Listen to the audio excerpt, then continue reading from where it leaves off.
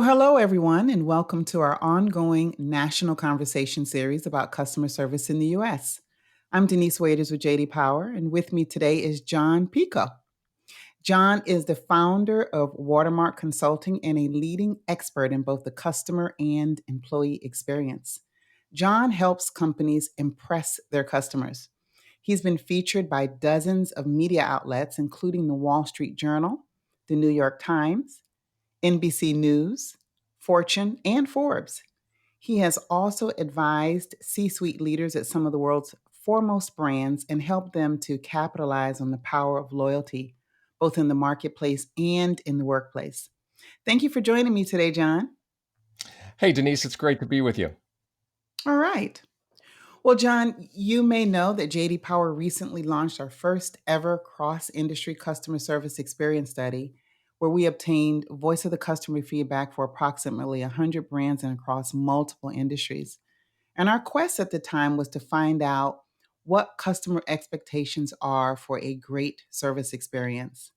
We also wanted to know how those expectations are being set and what top performers are doing to achieve excellence within their industry and across industries. And we believe that our study offers an excellent way for brands to assess the competitive landscape. So we'll talk a little bit more about the study later in the podcast. But to get us started, Jon, why don't you tell us about yourself and what made you launch a customer experience consultancy?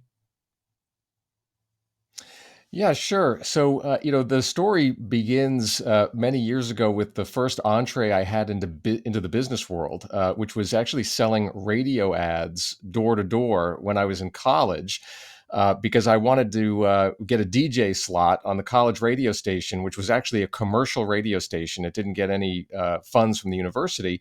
And the folks at the radio station were like, well, sure, but if you want anything other than the graveyard shift, you need to bring money into the station. And so I sort of went hat in hand, to store after store selling radio ads. And the reason I start there is because that's really where I began to see how even very small aspects of the interaction that you have with a sales prospect or a customer can have a very material influence on their likelihood to start doing business with you or to continue doing business with you. And that's kind of where I got the bug, if you will, to work within the business world and specifically within customer experience. Fast forward to my corporate career, where I had the unique opportunity to work leading a lot of different functional areas. From sales to marketing to operations, service, distribution, even IT. And that gave me what I thought was a really unique background, because where many companies go wrong is they don't really realize that their functional silos are kind of working at cross purposes and not really coalescing around a common vision for the customer experience. And I had a chance to walk in the shoes of each of those functional leaders and kind of see the customer experience from that perspective.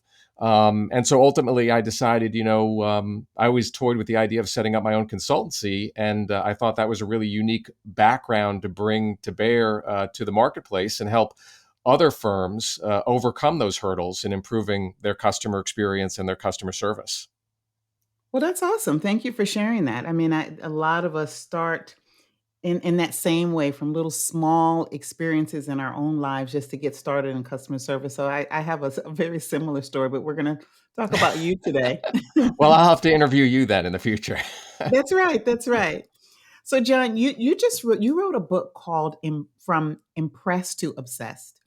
So there are lots of business books on the market today. So what compelled you to write that book? What did you think we needed to hear and understand about the customer experience from your book? First, I'd say the motivation for me to put pen to paper really came out of sort of my long-standing frustration with companies and all of the incivilities that they subject their customers and their employees to. Um, in the customer space, we're subjected to long waits, hidden fees, poor responsiveness, unhelpful staff if you can even find them, incomprehensible communications. And then in the employee arena, when I view employees as a type of customer, you've got mercurial bosses who don't give any career development, who aren't responsive, aren't tolerant of alternative views. And, I just look at organizations and I see how they treat these key stakeholders. And that just always bothered me. And that's one of the reasons, again, why I got into the business that I'm in. But I saw an opportunity to really disseminate my views more widely by writing a book. And the reason I really wanted to write the book is because when you look at all of these incivilities that companies subject their stakeholders to, what really dawned on me is there are so many small, straightforward things that organizations and their leaders could do to more favorably shape both the reality of the customer and employee experience, as well as people's perceptions and memories of it.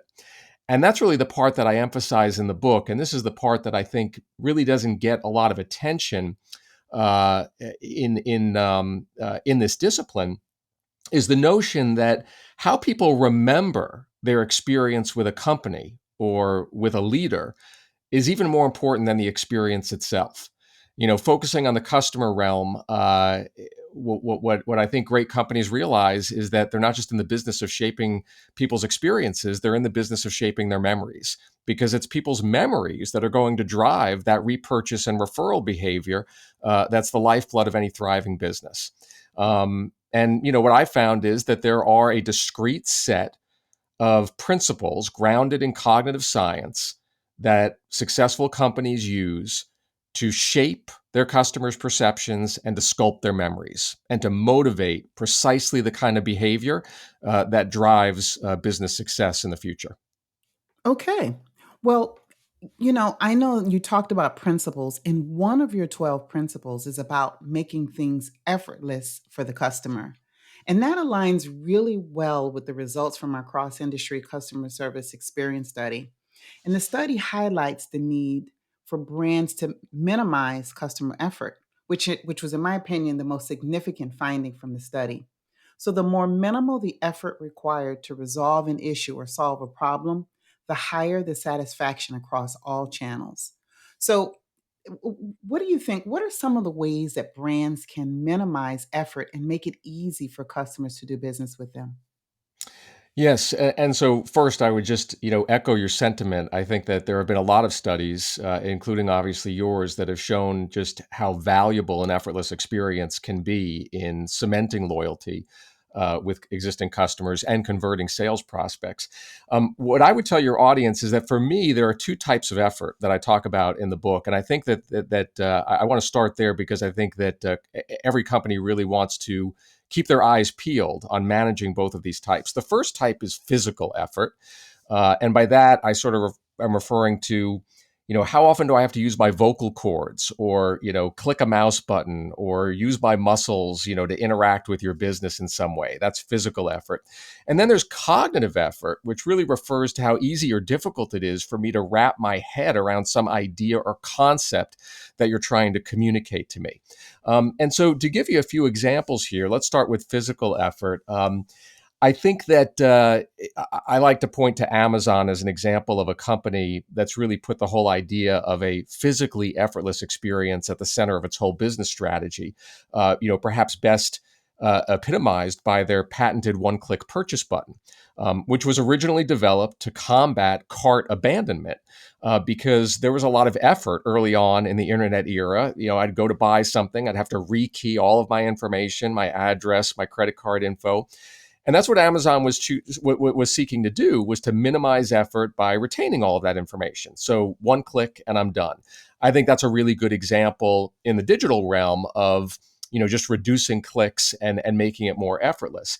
But the other ways that I would suggest that listeners could reduce physical effort is by looking upstream in your customer experience to figure out ways to make it more effortless downstream. And what I really mean by this is the goal for organizations shouldn't be to improve their customer service. It should be to eliminate the need for customer service entirely. And I say that in sort of a cavalier fashion. You'll probably never, of course, get rid of customer service. But the point is that there are so many reasons why customers have to invest effort in engaging with a company when they really have no desire to do so. I'm not talking about sales inquiries, but post-sale service inquiries. You think about all the inquiries companies get where it's a repeat inquiry. I have to follow up with you because your people weren't responsive to me or they didn't honor some commitment that they made to me. That increases effort for the customer. And if you're just good at doing what you said you'll do and being responsive, you can take those repeat inquiries off the table. Another way to reduce effort is to think about how can I preempt dumb, avoidable reasons why customers contact me. A good example of this that I talk about in the book was with the travel reservations company Expedia, where they found that a lot of people were contacting them before their trip just to get a copy of their travel itinerary. And the reason they had to do that was because there was no facility on their website to order a copy of your travel itinerary. That's an example of a dumb inquiry that should never happen. People should be able to request that on their own, get a copy of it without having to speak to someone live. So those are examples to me of how you reduce physical effort. It's not just about making, say, point of sale effortless. It's really thinking about how do I eliminate the need for people to contact me downstream at all. And then just quickly, on the cognitive effort piece, in terms of just reducing the mental exertion that people have to expend to work with your company, some examples there of techniques that are effective are breaking decisions into parts, because decision complexity can create cognitive effort for customers and lead them to run for the hills and not want to do business with you. Avoiding jargon and using plain language is another way to reduce cognitive effort. Even just making sure that everything you put in front of a customer is visually appealing, meaning that there's white space, there's clear borders and bold headings that help you navigate a document. These are all ways to help reduce cognitive effort. And that's imperative because the way our brains are wired, if we encounter a high cognitive load, we just sort of get paralyzed and we tune out and we disengage. And that's, of course, the last outcome that you want to elicit when you're trying to convert a sales prospect or to retain an existing customer. That's so true. I got to tell you, one of the biggest surprises that we found from our study, actually, it wasn't a surprise. It was maybe I was astounded, is that 40% of all customers who use the phone channel and call a brand feel that they have to repeat themselves. I Mm-hmm. just think that number is preposterous. I mean, it is so ridiculous that you have to repeat yourselves over and over because brands invest so much money in technology and these CRM systems and these IVR systems. So why do we have to repeat ourselves? It's like you're not listening to me. Why Uh, don't you hear me? Exactly right. Yeah, and I mean, the worst travesty is when they actually ask you on the phone to key in information like your account number or something, right? And then when you get to the rep, what do they ask you for? Your The account same number. thing. The same thing. And you're right. It's tragic, and I It don't is. think that companies understand that it goes beyond mere inconvenience. As you note, it's almost sending a signal to people that Mhm. we're not listening to you. You're not Like listening to me. we're we might be talking the talk, but we're not walking the talk. And you know, at the end of the day, that's going to have an impact on the customer relationship, and eventually, you're going to see that in your financials.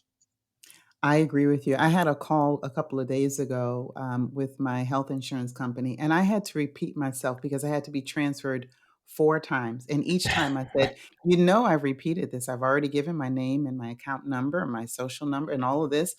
This is my fourth time. And so I'm hoping that they're listening to the call so they can fix these things. Yeah, It's and really Denise, ridiculous. this is a very good point, that example. And I love talking about healthcare companies because, gosh, I mean, the bar is set so low with health insurers. But Mhm. this is a good example of what I mean about the simple, straightforward things that companies can do to Mhm. significantly elevate the quality of the experience. In the encounter that you just described, the notion of I have to be transferred to another area, and then I have to retell my story over and over again. I've worked with companies where they do it differently, and instead of the transfer, what do they do? Well, the rep that you're speaking to says, Denise, I can't answer that question for you, but I know who can. Let me get that colleague on the line. We'll do a quick three-way teleconference. I will explain what you're looking for so you don't need to repeat yourself.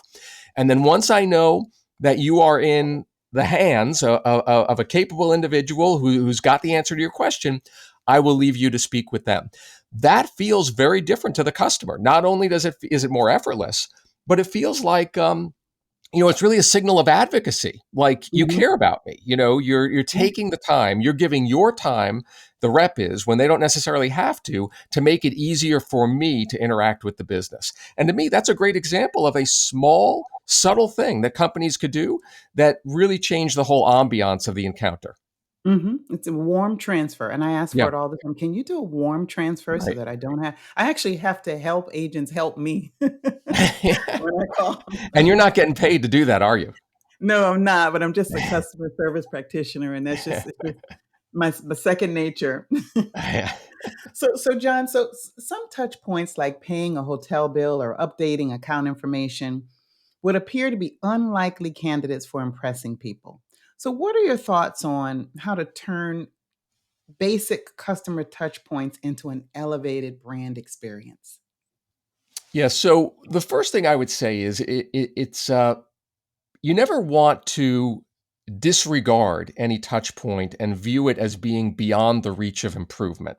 There are fundamentally some touch points where it's just easy for a company to say, this is just ugly and there's no way that we can improve it.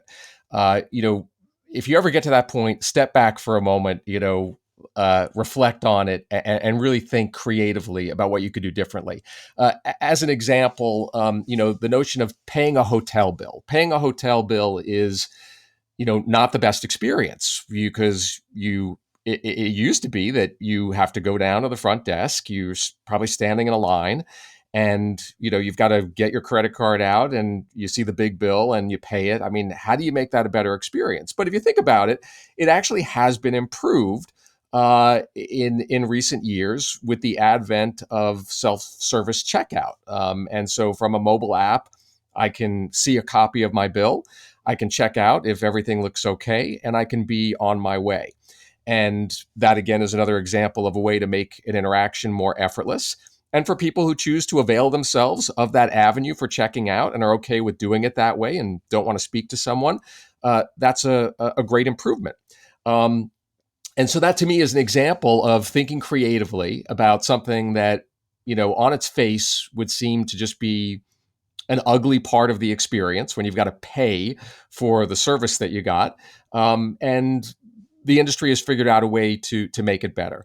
I think that the other piece, though, is that in the situations where you actually do have an interaction where there isn't a practical way to make it better, then what you want to start thinking about is there a new interaction that you can insert into the experience that you have more control over that will help elevate people's perceptions of the encounter? And in the book, the example that I use to describe this is going to a doctor's office.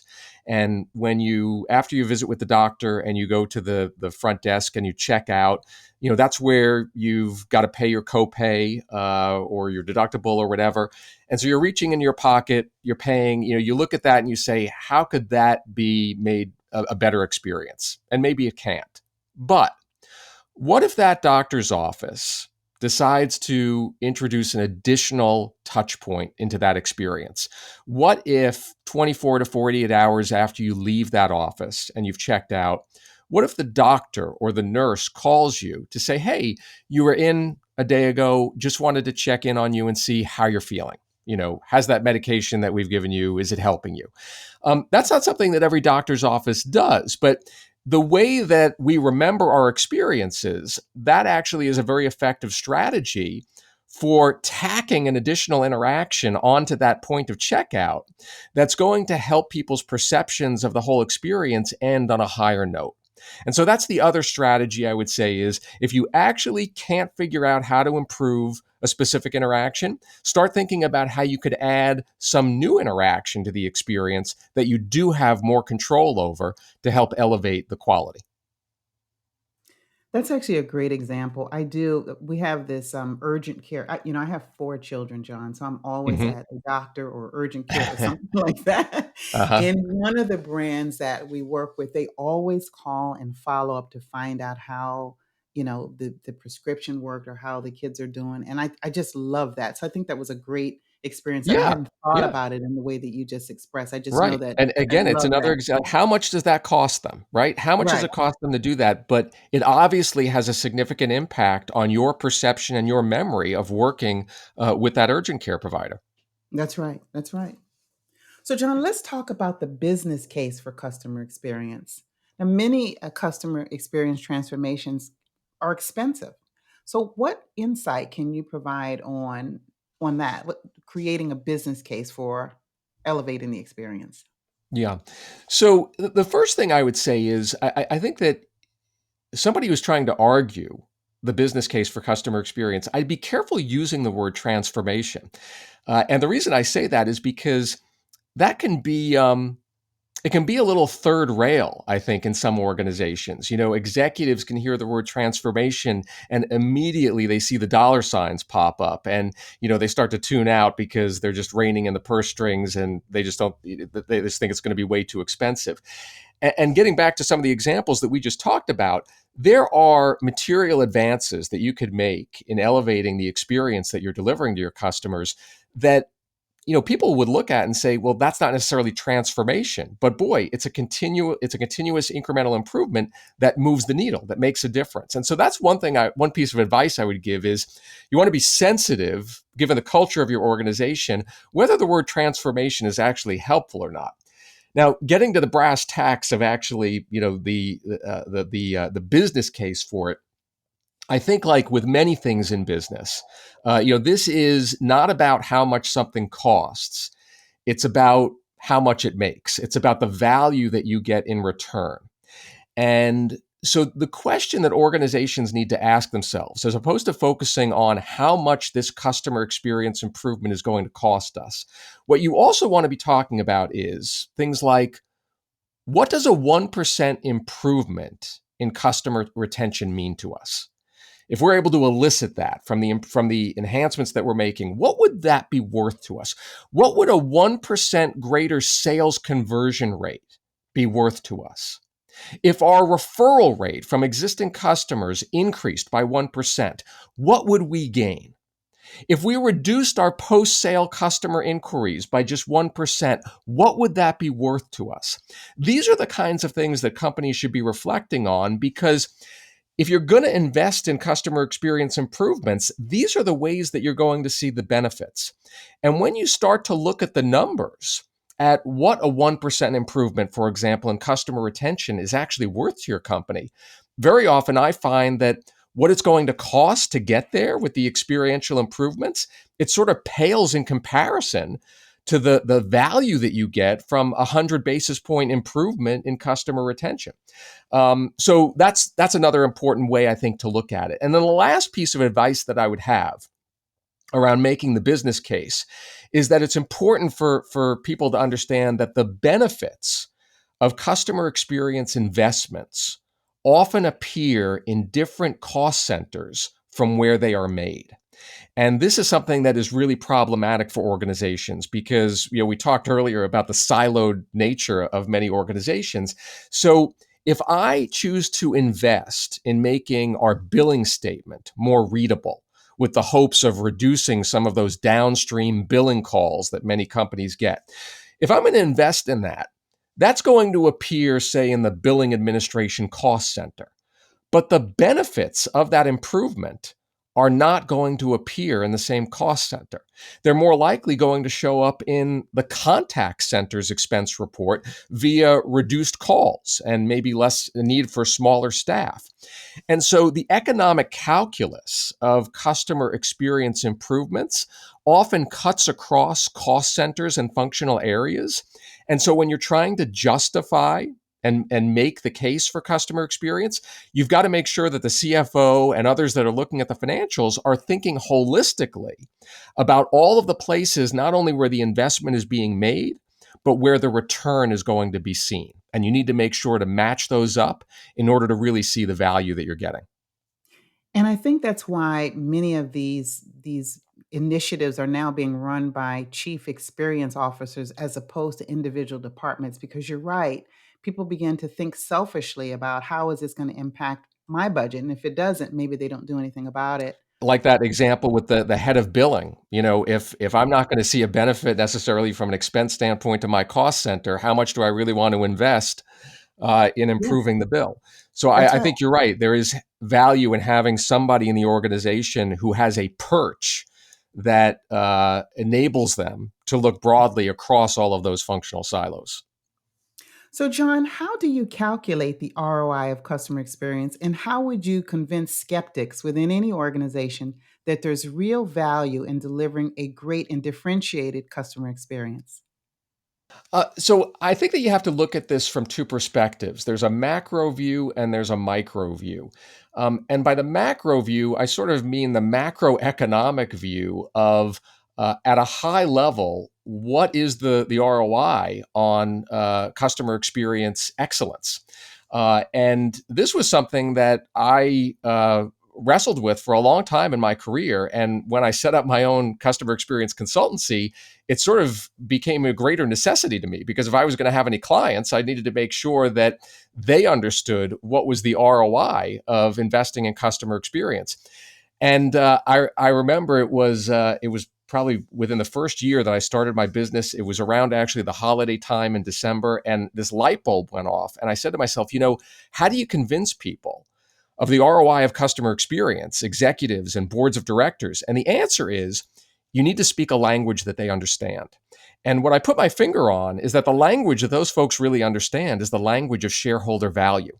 Whether you're a public or a private entity, every business leader gets the idea of shareholder value. And ultimately, every for profit business is trying to increase its shareholder value, no matter who those shareholders are. And so I said to myself, hey, wouldn't it be interesting to take a look at the stock market performance of the top publicly traded companies in customer experience, the CX leaders, versus the worst in customer experience, the CX laggards? And that was actually the genesis of what is now known as the Watermark Consulting Customer Experience ROI study. And we update it every few years. And the most recent study, which came out a couple of years ago and is referenced in my book, it has 13 years of data in it. And if you take a look at the top 10 companies in customer experience versus the bottom 10, and this is from third-party research studies based on consumer interviews, the customer experience leading firms outperform the laggards by an over 3-to-1 ratio in shareholder return. And that's not 1 year of performance or 3 or 5. This is over a decade that this pattern, this pecking order of performance has persisted. And to me, that is really the exclamation point on the case for customer experience. Also, very relevant, I think, Denise, to you and your listeners that follow JD Power, we've also done industry specific ROI studies using JD Power customer satisfaction studies. So we've done it for the wealth management industry, for the airline industry, for property and casualty insurance.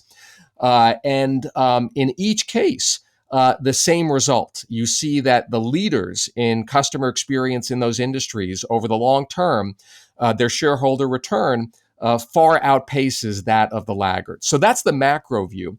And then in terms of the micro view, at a company specific level, what I encourage organizations to do is to actually look at the lifetime value of customers that love you versus those that hate you.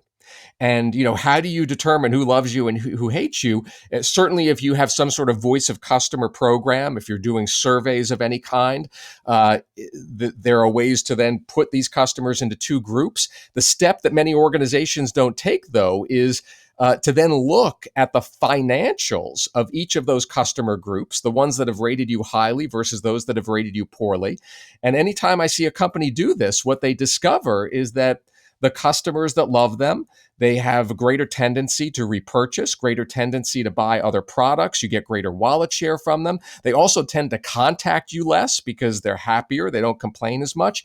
And when you add it all together, you see that the lifetime value of the customers that love you is far greater than those that hate you. And looking at that differential is a great way to really quantify how much more you should be spending on customer experience, per customer, to sort of get them to that point where they are a raving fan, and you're realizing all the benefits of that improved relationship.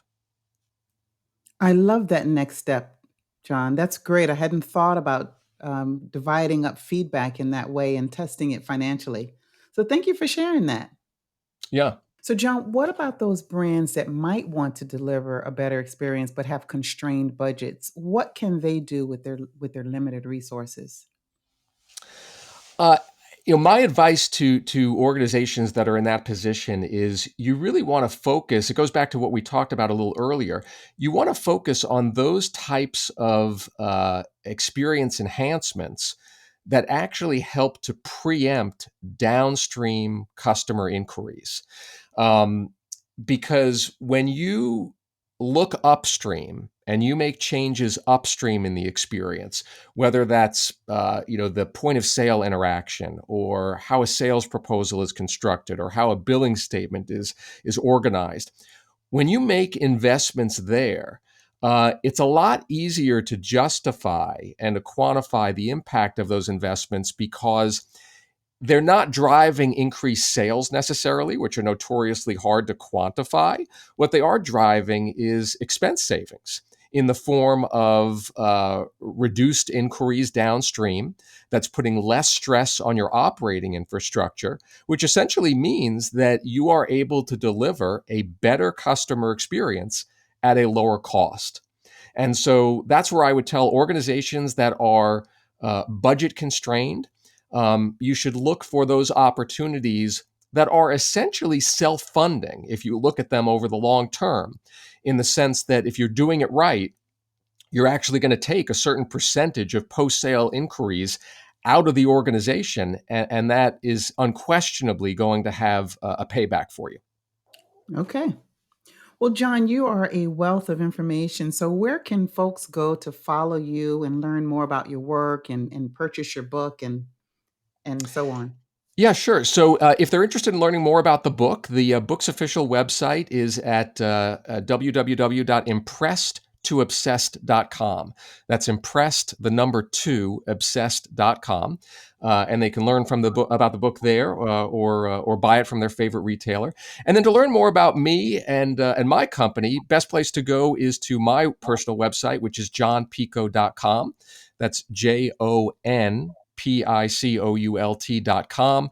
And from there, people can learn more about my organization, Watermark Consulting, as well as the book and my keynote speaking services.